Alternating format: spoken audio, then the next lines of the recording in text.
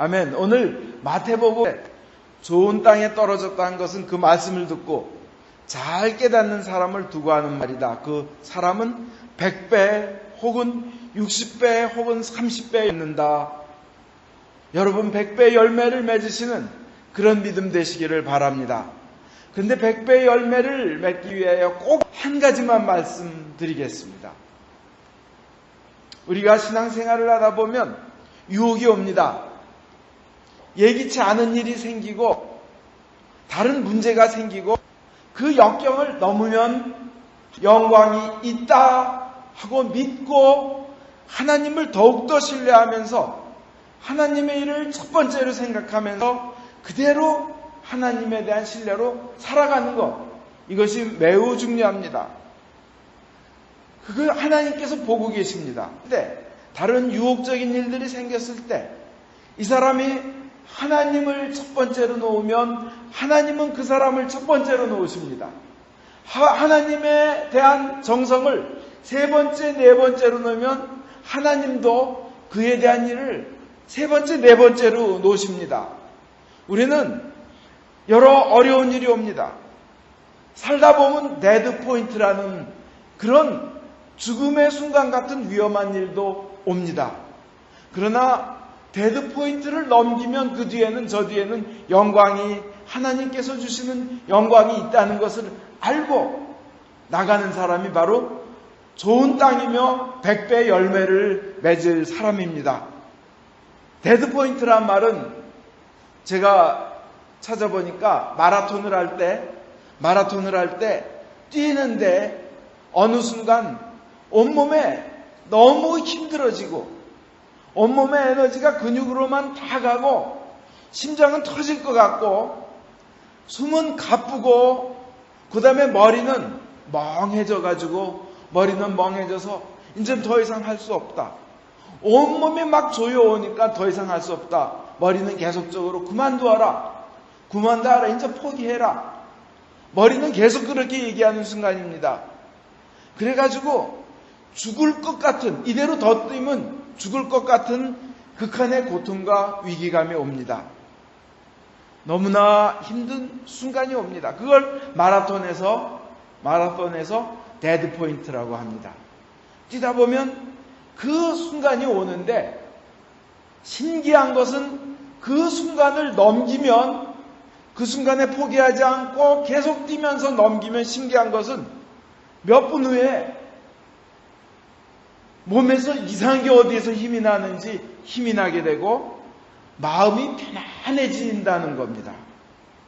더욱더 좋은 것은 그 데드 포인트를 넘어가고 나면 지금까지 해왔던 대로 아니면 난 이것을 넘어가야 된다 하고 포기하지 않고 그대로 하게 되면 마라톤을 완주한 사람의 영광이, 승리한 사람의 그 길이 보이고 영광이 나타난다는 겁니다.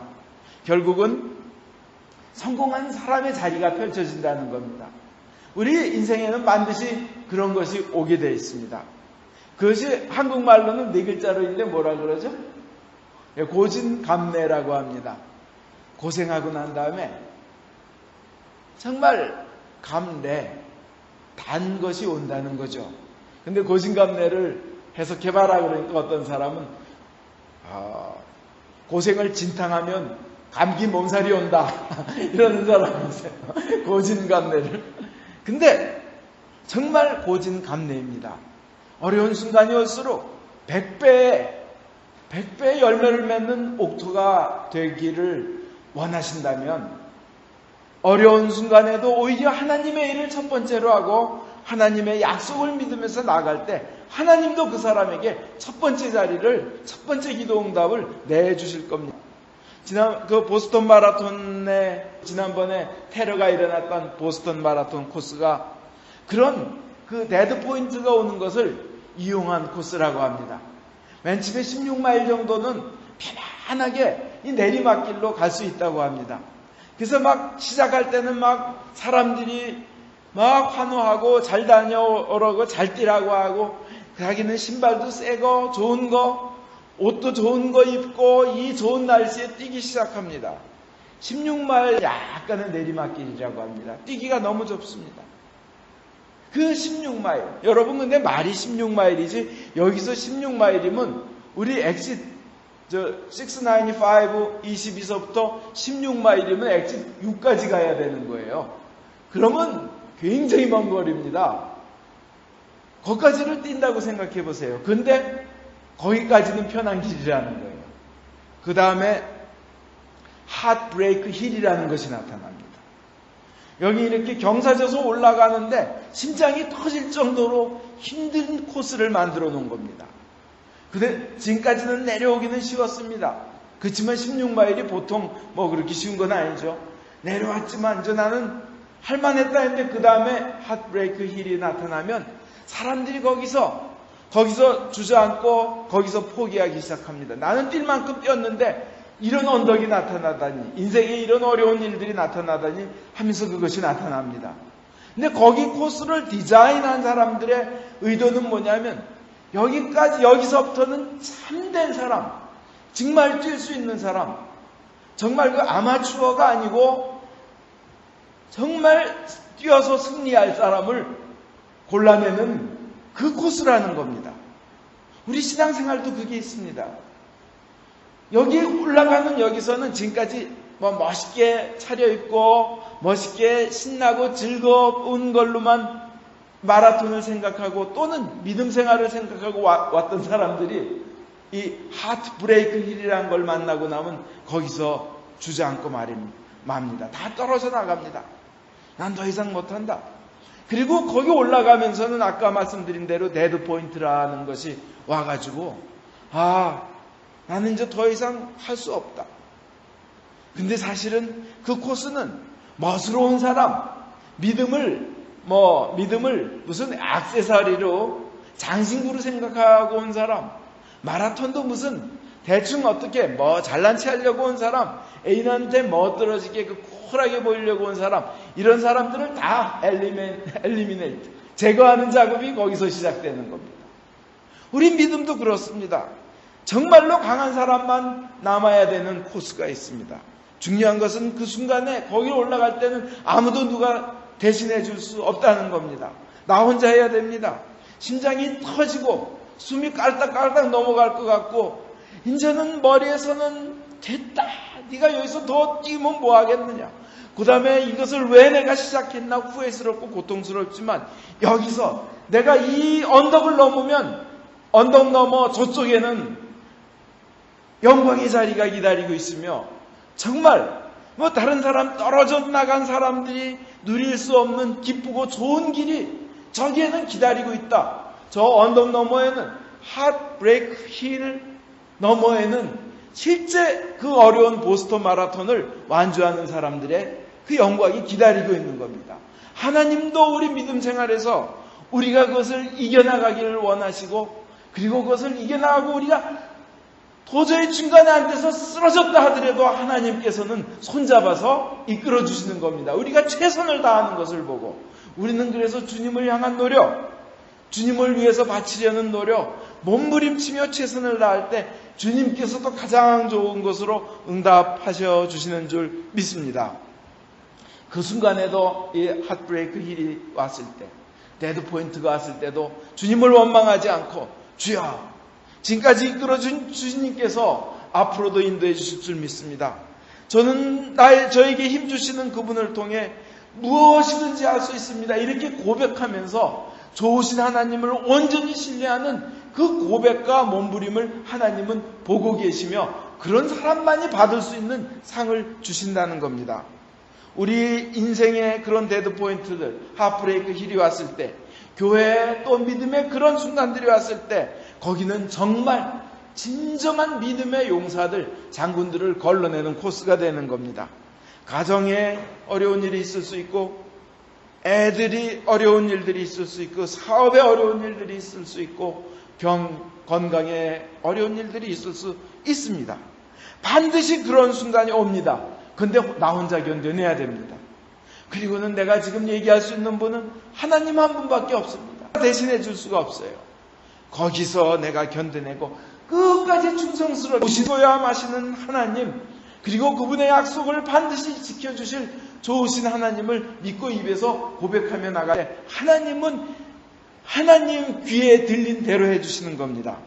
다윗이 시글락에서 시글락 그 마을에 자기를 따르던 600명의 훌륭한 용사들과 함께 전투에 나갔다 돌아와 보니 그 마을이 자기가 그 데리고 있던 그 용사들과 함께 이루었던 마을이 다 불이 나고 자식과 아내와 모든 재산 가축들 다 적 원수 아말렉군들이 털어간 적이 있습니다. 자식과 부녀자들까지 다 끌고 가버렸어요. 다윗 앞에는 이거 어떻게 하나 캄캄하였습니다. 다윗을 위해서 목숨을 바치겠다는 평생을 쫓아다니던 그 600명의 군사들이 돌을 들어서 돌로 다윗을 쳐 죽이려고 했습니다. 그때 다윗은 그 절대절명의 데드 포인트, 핫브레이크 힐을 만난 것입니다. 그때 다윗은 어떻게 했는지 아십니까? 구약성경 사무엘상 30장 6절에서 8절 보면 다윗은 자기의 하나님 야훼를 믿고 하나님을 신뢰했다는 겁니다. 그리고 힘을 얻었다는 겁니다. 이 힘든 순간에 힘을 얻었다는 겁니다. 그리고 하나님께 기도했습니다. 주님, 제가 이 강도떼를 쫓아가면 따라잡을 수 있겠습니까? 하나님께서 대답하십니다. 쫓아가거라. 따라잡을 뿐만 아니라 모든 것을 도로 찾을 수 있다. 다윗은 이 어려운 절대절명의 위기의 순간에 하나님을 믿고 거기에서 입으로 나온 고백은 하나님에 대한 신뢰였고 하나님께 기도로 여쭤봤습니다. 결국 그는 모든 것을 하나도 잃지 않고 재산뿐만이 아니라 사랑하는 아내, 자식들을 다 얻었습니다. 끝까지 하나님을 믿고 충성스러운 자에게 하나님께서 기적적으로 베풀어 주시는 은혜를 맛보는 것입니다. 그것으로 끝나지 않습니다. 다윗이 그 고통을 해결하고 있는 기간 동안 조금 있어서는 그 옆산에서는 하나님께서는 다윗을 이스라엘의 왕으로 삼는 작업을 하고 계셨다는 겁니다. 지금까지는 600명을 끌고 다니는 산적의 우두머리처럼 살았습니다. 사울을 피해서 도망다니면서 여기저기 피해 다니면서 그렇게 살아왔습니다. 그러나 이제 주님께서는 다윗을 그 끝까지 고백하는 어렵고 힘들 때도 역경에서도 하나님을 믿는 그 믿음을 보시고는 주님께서는 그를 온 이스라엘의 왕으로 세우는 작업을 하고 계셨는데 그 사무엘상 바로 그 뒷장 31장에 보면 사울이 길보아 산에서 죽어갑니다. 그리고 다윗은 그 이후에 바로 왕으로 오르게 됩니다. 우리 인생의 가장 어렵고 힘든 그때가 반드시 오지만 그때가 오히려 하나님께서 나를 위하여 왕의 자리, 왕자를 만들고 계시는 위대한 순간이라는 것을 믿고 고백하시기 바랍니다. 나에게 힘주시는 그분을 통하여 나는 무엇이든지 할 수 있습니다. 주여, 내가 주님께서 나를 연단하신 후에는 내가 정금같이 나오겠습니다.